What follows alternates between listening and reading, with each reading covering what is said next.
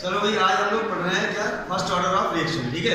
अच्छा, first order of reaction जो है आपकी प्रथम कोटि की जो क्रिया है वो बहुत इंपॉर्टेंट है। इससे रिलेटेड आपका एक क्वेश्चन या तो न्यूमेरिकल या डेरिवेशन इस साल बोर्ड में आना 100% तय है, आएगा ही आएगा। ठीक है, तो स्टार्ट करते हैं हम फर्स्ट ऑर्डर ऑफ रिएक्शन यानी कि प्रथम कोटि की रिएक्शन।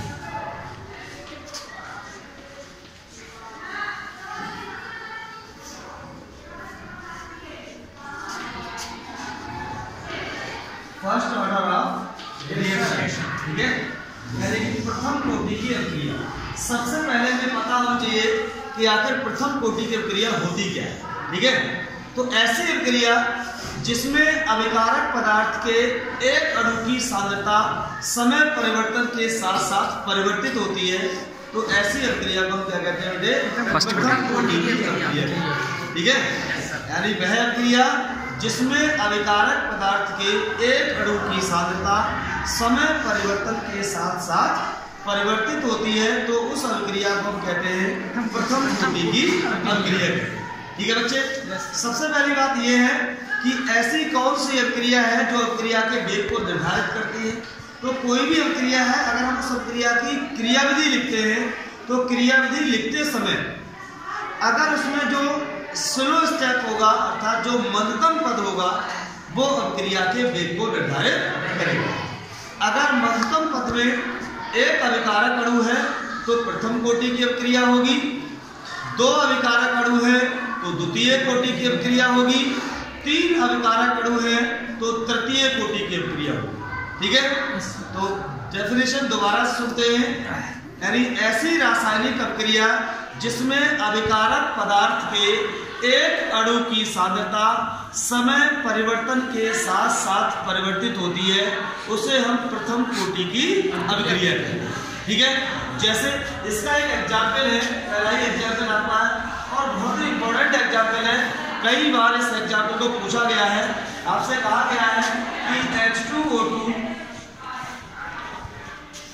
को प्लेटिनम की प्रेजेंसी में यानी Pt की उपस्थिति में इसका हम अपघटन कराते हैं तो हमें मिलता है यहाँ पर 2H2O प्लस O2 और कहा जाता है कि बताइए कि यह अभिक्रिया कौन सी कोटि की अभिक्रिया है। ठीक है, तो इसके लिए हमें क्या करना पड़ेगा, इसके लिए इसकी क्रियाविधि देखनी पड़ेगी।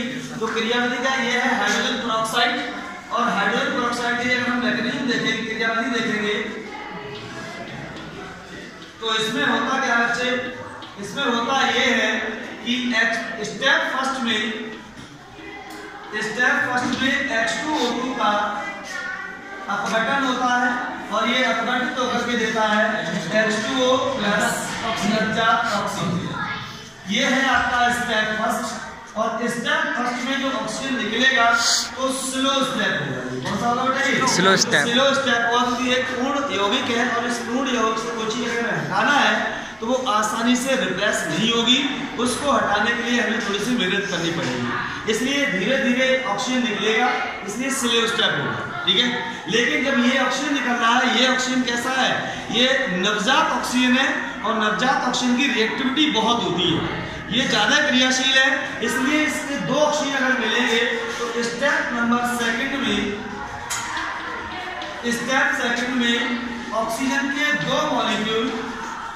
दो एटम आपस में मिलेंगे और मिल करके यहाँ पर योग और ऑक्सीजन मॉलिक्यूल बना लेंगे, और मॉलिक्यूल जब बनाएंगे तो रिएक्शन बहुत फास्ट होगी। फास्ट होने के कारण ये जो स्टेप है सेकंड, ये क्रिया के वेग को निर्धारित नहीं कर पाएगा। अच्छा, फास्ट स्टेप अभिक्रिया के वेग को निर्धारित क्यों नहीं करता है, इसलिए नहीं करता कि फास्ट स्टेप अभिक्रिया को हम उसके वेग को कैलकुलेट नहीं कर सकते, कैलकुलेट करना संभव नहीं होता फास्ट रिएक्शनों का, इसलिए हम लोग मॉडरेट लेवल की रिएक्शनों को देखते हैं। तो स्टेप नंबर फर्स्ट जो है बेटा वो कैसा है, स्लो स्टेप, और स्लो स्टेप होने के कारण ये क्या करेगा, अभिक्रिया के वेग को निर्धारित करेगा, और इसमें केवल एक मॉलिक्यूल है H2O2 का, इसलिए ये जो अभिक्रिया है वो फर्स्ट ऑर्डर रिएक्शन कही जाएगी। लेकिन देखने पे ऐसा लगता है कि इसके अंदर दो मॉलिक्यूल हैं, इसलिए सेकंड ऑर्डर की होनी चाहिए, लेकिन मैंने आपको कल बताया था, इससे पहले वाले वीडियो में बताया था, क्योंकि मैंने कहा था आपको कि ये जो दो लगा है ये 2 मोल है, ये केवल अभिक्रिया को बैलेंस करने के लिए लगाए जाते हैं। ये इनका अभिक्रिया के कोटि से कोई लेना देना नहीं होता है। ठीक है, बात समझ क्यों नहीं होता है? क्योंकि अभिक्रिया को बैलेंस तो हजारों तरीकों से कर सकते हैं ना। यहाँ पर मैंने 2 लगाया, अगर मैं यहाँ पर 2 नहीं लगाता बच्चों, अगर मैं यहाँ 2 नहीं लगाता तो मैं यहाँ पर 2 आगे नहीं लाता, और यहाँ पर मैं क्या कर सकता था बेटा 1/2 कर सकता था। तो एक अगर स्टूडेंट ऐसे बैलेंस करता है, दूसरा स्टूडेंट ऐसे बैलेंस करता है, तो इसका मतलब क्या हुआ कि बैलेंस करने के तरीके के आधार पर कोटि चेंज हो जाएगी। जो कोटि और कोटि क्या होती है, किसी अभिक्रिया के लिए एक ही होती है और फिक्स रहती है, वो चेंज नहीं होती है। इसलिए हमारे लिए क्या होता है बेटा, इस मोल का यानी बैलेंस करने वाले मॉलिक्यूल्स का नंबर ऑफ मॉलिक्यूल्स की कोटि पर कोई भी प्रभाव नहीं पड़ता है। हमें अगर कोटि देखनी है तो पहली बात तो यह है कि कोटि एक प्रैक्टिकल मान है, और दूसरी बात यह है कि अगर हम मैकेनिज्म जानते हैं तो मैकेनिज्म के आधार पर भी हम कोटि का निर्धारण कर सकते हैं। जैसे कि हमने H2O2 की कोटि का निर्धारण किया। कैसे किया? स्टेप फर्स्ट में आपका H2O2 जो है वो अपघटित होकर के वाटर का मॉलिक्यूल बनाता है और एक नवजात ऑक्सीजन देता है। ये नवजात ऑक्सीजन ज्यादा रिएक्टिव होता है, इसलिए दूसरे नवजात ऑक्सीजन के साथ रिएक्ट करेगा और रिएक्ट करके ऑक्सीजन मॉलिक्यूल में अपघटित हो जाता है। लेकिन ये रिएक्शन फास्ट होती है, ये रिएक्शन स्लो होती है। स्लो स्टेप प्रक्रिया के वेग को निर्धारित करता है, इसलिए इसमें हमने देखा कितने मॉलिक्यूल्स हैं, 1 मॉलिक्यूल्स है, इसलिए ये फर्स्ट ऑर्डर रिएक्शन होगी।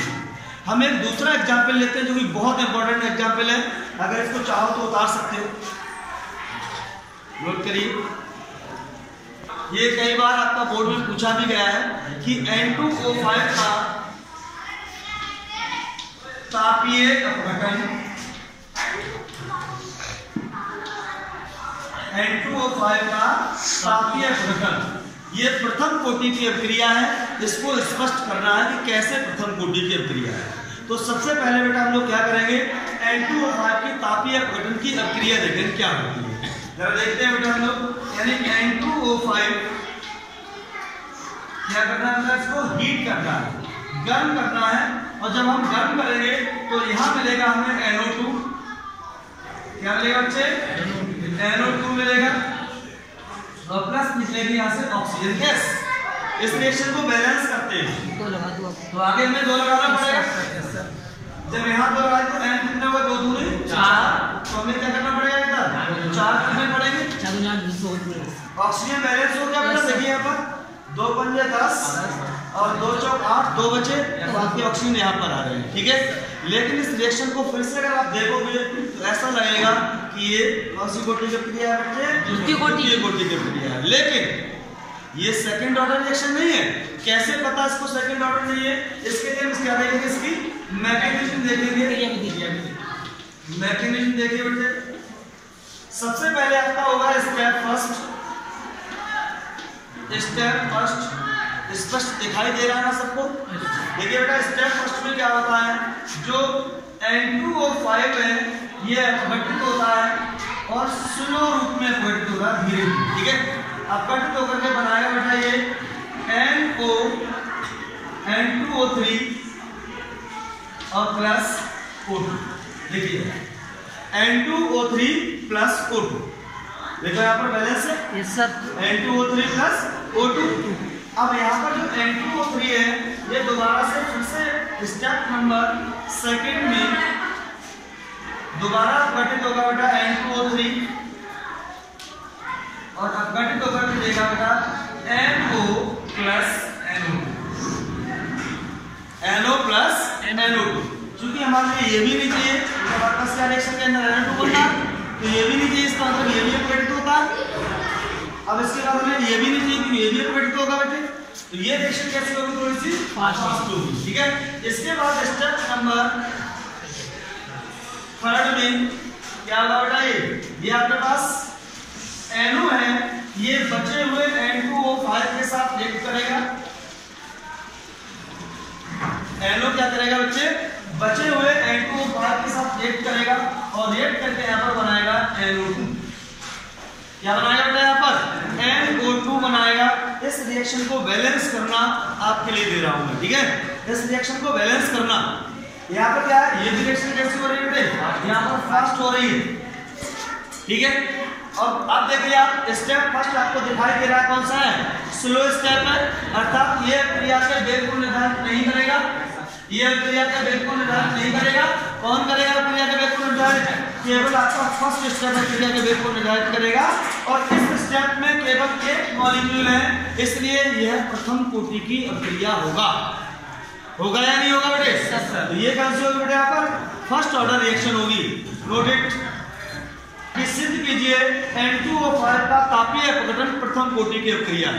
ठीक है, तो हम इसमें क्या करेंगे, सबसे पहले रिएक्शन लिखेंगे तापीय अपघटन वाली, उसके बाद इसकी क्रियाविधि लिखेंगे और नीचे इसका स्पष्टीकरण लिखा जाएगा। चूंकि स्टेप फर्स्ट एक स्लो स्टेप है, इसमें केवल एक अणु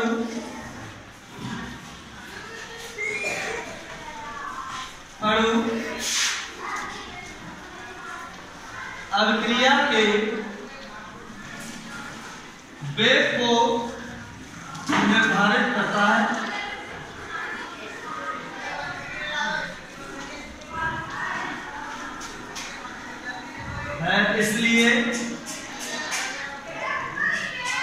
इसलिए यह एक प्रथम कोटि की अभिक्रिया होगा।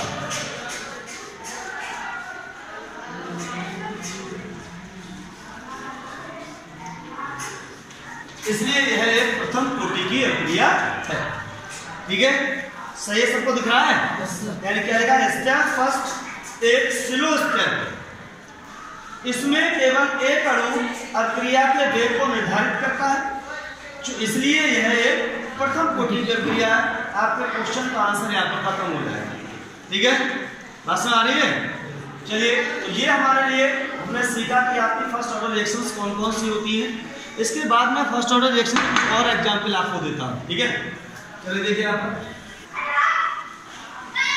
प्रथम कोटि की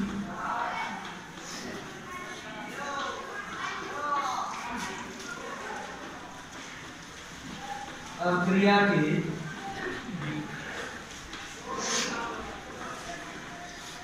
उदाहरण, प्रथम कोटि की अभिक्रिया के उदाहरण। ठीक है, कौन सा है? सबसे पहला एग्जाम्पल आपके पास आता है, मान लीजिए आपके पास है CH3 COO C2H5, इसका नाम होता है एथिल एसीटेट।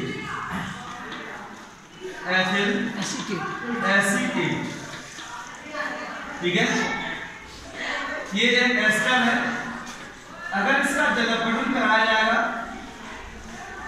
इसकी उपस्थिति में किसी भी एसिड की वजह से, ठीक है, जब हम जलपटन कराएंगे तो यहाँ पर बनेगा बेटा CH3 COOH और प्लस C2H5, ठीक है, एथिल एसीटेट का फॉर्मेशन होगा। जल चूंकि एक्सिस में होता है, अधिकता में होता है, इसलिए इसके सापेक्ष कोटि शून्य होती है। ठीक है, तो इसके सापेक्ष शून्य कोटि है, तो शेष कितने बचे इसके अंदर? एक मॉलिक्यूल बचा। जब एक मॉलिक्यूल बचा इसलिए फर्स्ट ऑर्डर रिएक्शन होगी। ठीक है, नेक्स्ट अगर हम दूसरी रिएक्शन की बात करते हैं, कोई और एग्जांपल की बात करते हैं, उसमें आपका लिखते हैं हम लोग सुक्रोज लेते हैं, चीनी लेते हैं, C12H22 हो गया, ये चीनी बेटा सुक्रोज इसको बोलते हैं। अगर इसका जलपटन कराते हैं बच्चे हम लोग, तो यहाँ मिलेगा आपको ग्लूकोज और फ्रक्टोज मिलेगा। ठीक है, यानी कि C6H12O6 प्लस C6H12O6, इसमें एक ग्लूकोज है तो दूसरा फ्रक्टोज है। इस समय आप किसी को भी ग्लूकोज कह सकते हो, किसी को भी फ्रक्टोज कह सकते हो, लेकिन इसमें डिफरेंस क्या है इन दोनों के बीच में? इन दोनों के बीच में डिफरेंस है वो ये है कि ग्लूकोज में जो क्रियात्मक समूह होता है,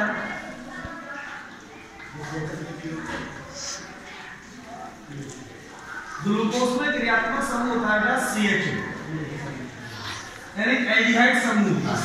ठीक है, और फ्रक्टोज में जो क्रियात्मक समूह होता है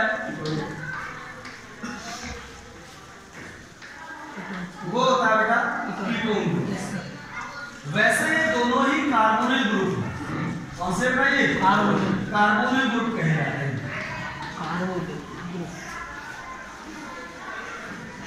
कार्बोनिल समूह कहे जाते हैं। ठीक है, बात समझ आ रही है बेटे? तो ये आपके पास क्या है और एग्जाम्पल। इसके अलावा मेरे पास और भी एग्जाम्पल हैं फर्स्ट ऑर्डर रिएक्शन के, और अगर आपको कोई एग्जाम्पल आते हैं बोर्ड में तो इनमें से ही एग्जाम्पल आ जाएंगे, आपको इससे ज्यादा एग्जाम्पल करने की आवश्यकता नहीं। नेक्स्ट क्वेश्चन में आपके पास तीसरा एग्जाम्पल दे रहा हूं मैं आपको, रेडियम का रेडियो एक्टिव विघटन। रेडियम यानी Ra, इसका परमाणु क्रमांक होता है 88, परमाणु भार होता है 226 एंड 226। अगर हम इसका रेडियो एक्टिव विघटन कराते हैं, रेडियो एक्टिव विघटन, ये क्रिया क्या होती है बेटे? यानी ऐसी क्रिया जिसमें कोई बड़ा नाभिक स्वयं छोटे छोटे नाभिकों में गठित हो जाता है, ऐसी क्रिया को हम रेडियो एक्टिव विघटन कहते हैं। तो रेडियम जब गठित होता है तो बनाता है पर रेडॉन यानी Rn। रेडॉन में क्या था? परमाणु क्रमांक 86, परमाणु भार 222 होता है, और प्लस आपको एक हीलियम का मॉलिक्यूल मिलेगा, परमाणु क्रमांक 2 और परमाणु भार 4। ठीक है, तो रेडियम का रेडियो एक्टिव विघटन ये भी एक फर्स्ट ऑर्डर रिएक्शन है। जितने भी रेडियो एक्टिव विघटन क्रियाएं होंगी वो फर्स्ट ऑर्डर रिएक्शन के अंतर्गत आती है। ठीक है, इसके बाद एक और रिएक्शन चलता है, आपको एग्जांपल दे रहा हूं मैं आपको। इसमें आपके पास क्या है? Chlorine Cl2O7। क्लोरीन का ऑक्साइड है बेटा। ये दुनिया में सबसे ज्यादा अम्लीय ऑक्साइड जो है वो Cl2O7 होता है। अगर इसका अपघटन होगा, इसका अगर हम अपघटन कराते हैं तो अपघटन कराने से हमें मिलेगा बेटा Cl2 और प्लस मिलेगा O2। रही बात इसकी बैलेंस करने की, तो बैलेंस कर देंगे, 7 ऑक्सीजन है तो 7/2 ऑक्सीजन कर दीजिए। या आप इसको ऐसे भी ले सकते हैं, कैसे? यहाँ पर 2Cl2O7 कर दिया जाए और इसका अपघटन करा दिया जाए गरम करके, यहाँ मिलेगा 2Cl2 + 7O2। ओके, तो ये और ये एक ही बात है। ठीक है, इसके अलावा और भी एग्जाम्पल इसके हो सकते हैं। इसमें मानो अमोनियम नाइट्रेट है, अमोनियम नाइट्रेट है, इसका अगर हम अपघटन कराएंगे, जरा देखिए इसको, ये आपके फर्स्ट ऑर्डर रिएक्शन के एग्जाम्पल है।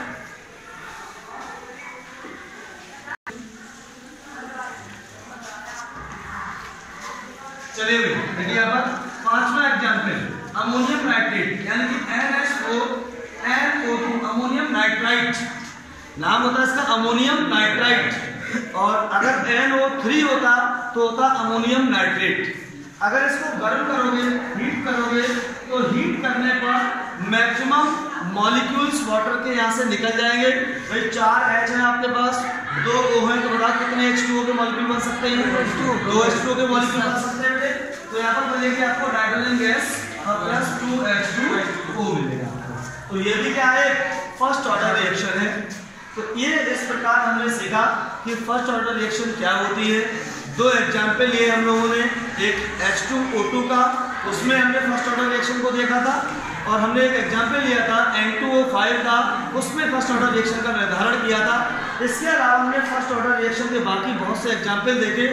ये सब आपके फर्स्ट ऑर्डर रिएक्शन के बारे में आपको इंडिकेट करते हैं। ठीक है, ये प्रथम कोटि की क्रिया होती है और उसके इस प्रकार के एग्जाम्पल। अब हम लोग आगे पढ़ने वाले हैं कि फर्स्ट ऑर्डर रिएक्शन में जो वेग स्थिरांक होता है उसके सूत्र का निर्माण कैसे किया जाता है, और इसके लिए अगली वीडियो में। ठीक है, इसके लिए